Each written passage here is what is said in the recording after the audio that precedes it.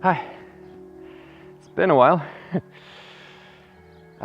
So I moved to the countryside, and I thought I'd talk about the way we talk about ourselves, because I think self-perception is the most important thing we have. Just the way we view ourselves, it reflects in others, the way we treat others. It's basically based on the way we view and ultimately talk to ourselves. And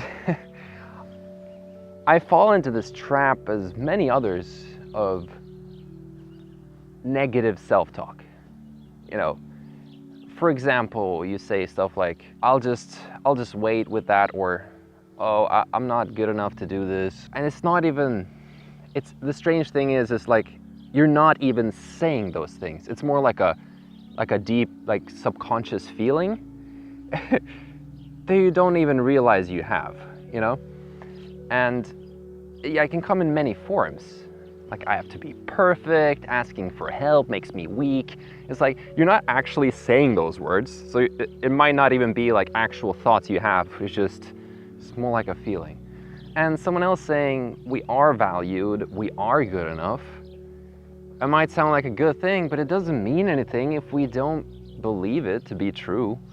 So I've tried meditation, and it's definitely a good habit. Like meditating, sitting down, and all about just awareness, just being aware and putting your awareness to your breath, and sure, awareness to your thoughts without playing along with the thought chain. Just observing your thoughts and let them pass like clouds. And that can really help. After a meditation session, you're just so much more relaxed, but it just helps clear your mind. It doesn't actually fix the root issue. I want to share a quote from a French philosopher called Michel de Montaigne. And he said, La plus grande chose du monde, c'est de savoir être à soi. Which means the greatest thing in the world is to know how to belong to oneself.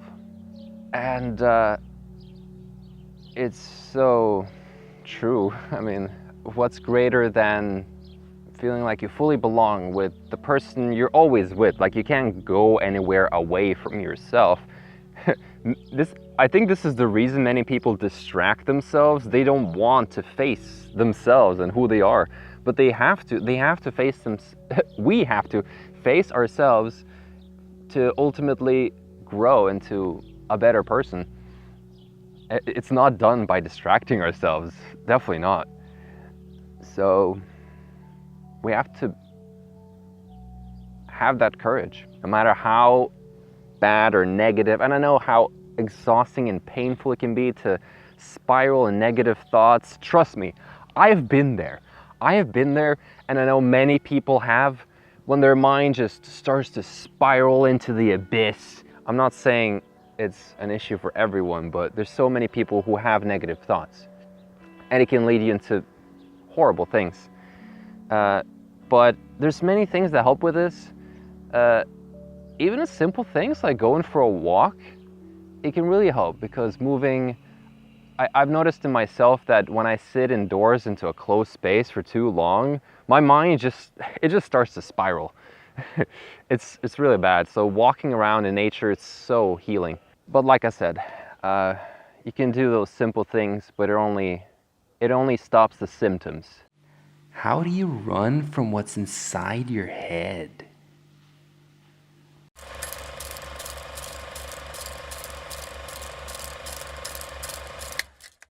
So to solve anything, we must first identify the problem.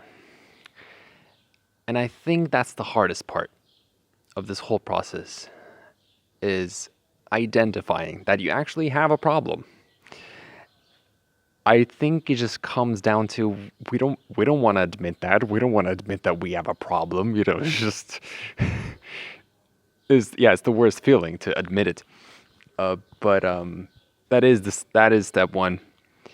Identifying that yes, what is the problem? We have to figure it out. That's the whole process of identifying it.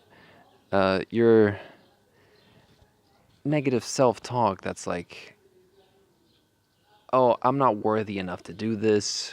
Like no one cares. Like why should I even attempt to change my life or like do anything interesting? I'll never do anything amazing. Just thoughts like that.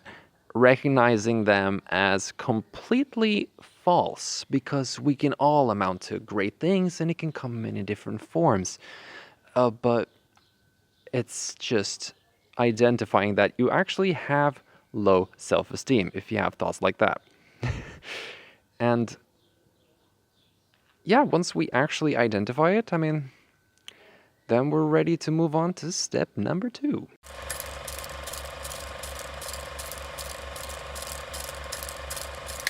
So if we think we are unworthy, where do we go from there? No, not to the pit. Okay?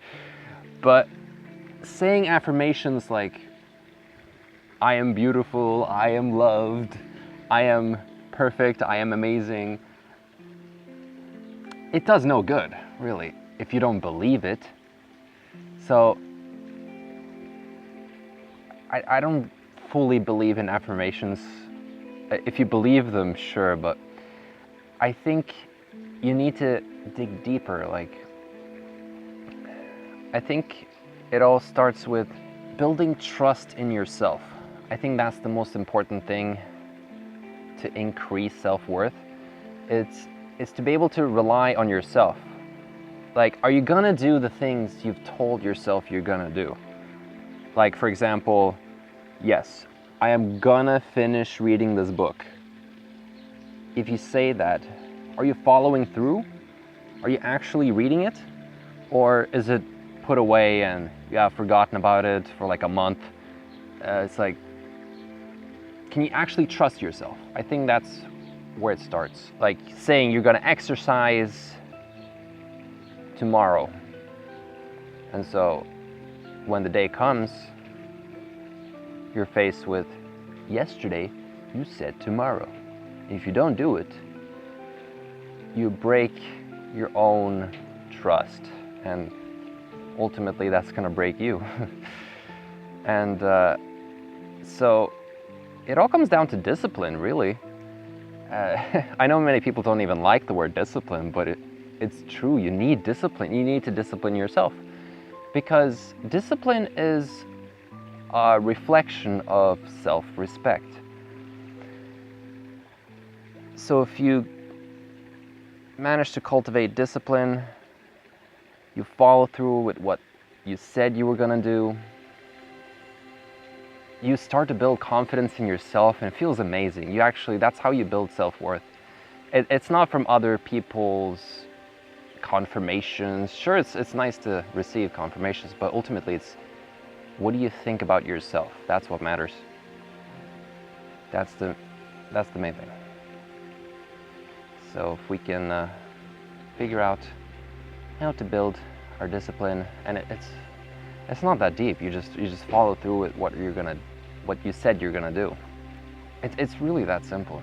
Put it into a daily habit. Like whatever goal you set, do a little bit each day. Like if it's a big book you want to read and you find it hard to read, just look at it as a practice of self-discipline, because if you set aside like just 30-20 minutes each day to read the book, you can set a timer if it's difficult, but if you just follow through with that simple practice every day, suddenly you'll see that you've come far with the book, and once you actually finish reading the book, it'll just feel so good, because that's what you set out to do. And I use the book example, but so many people have bought so many books and they just haven't finished them.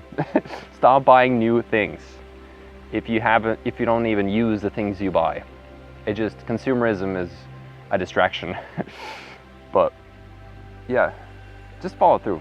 And this isn't all done in one day. Like, you need to look at it as a long-term endeavor, and ultimately cultivate this strong patience with yourself, so that eventually, perhaps one day, you might even consider yourself a friend. Like, if you treat yourself like you would like to be treated, with the same kind of respect and trust you would like to be treated by your actual friends, then yeah, becoming your own friend can be so rewarding, because you're always with yourself. The last thing you want is to hate yourself. Become our own friend, because then we are nicer to others as well. It's all related, and it ultimately starts within. So be nice to yourselves. Truly. Just be nice. We could all use a little bit more kindness these days. So yeah, just be kind to yourself, and then automatically you'll find it easier to be kind to others.